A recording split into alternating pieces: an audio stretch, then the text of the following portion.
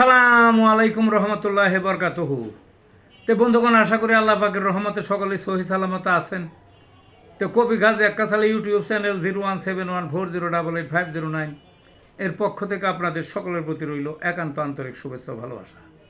তো বন্ধুগণ, এখন আপনাদের সামনে যে বয়ানটা রাখবার চেষ্টা করব, বয়ানটার নাম হলো আসিলের ব্যারামে হোমিওপ্যাথিক চিকিৎসা। এর আসিল হয় না মানুষের চামড়ার উপরে, এর হোমিওপ্যাথিক চিকিৎসাটা কি? আসিল হয় মানুষের, কইতে পারেন আসিল তো এমন জটিল রোগ না। হ্যাঁ, কিছু কিছু আসিল আছে খুবই জটিল।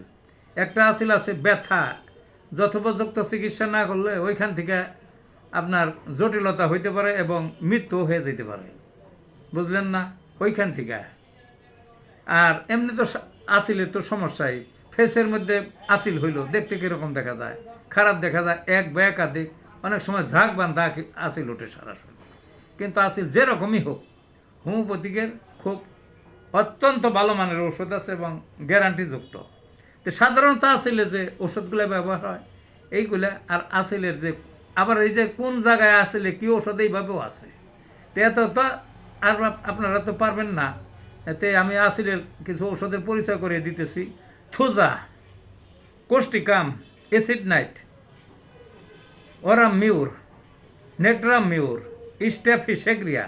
স্ট্যাফিসেগ্রিয়াটা হলো পুরুষ হোক মহিলা হোক, যৌনাঙ্গে বা যৌনাঙ্গের আশেপাশে যদি আসিল হয়, স্ট্যাফিসেগ্রিয়া সুনির্দিষ্ট।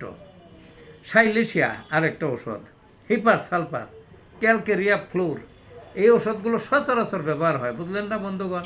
তো কিছুই যদি না বোঝা যায়, না পারা যায়, থোজা খাইবেন এবং সাথে যদি কোষ্টিকাম খাইতে পারেন, তাহলে আসিল বেশি সময় লাগে না। আর শক্ত আসিল, কথাটা বলে রাখি, শক্ত আসিল যদি হয় তাড়াতাড়ি সারে, নরম আসিল হইলে একটু সময় লাগে। তো ভালো থাকুন বন্ধুগণ।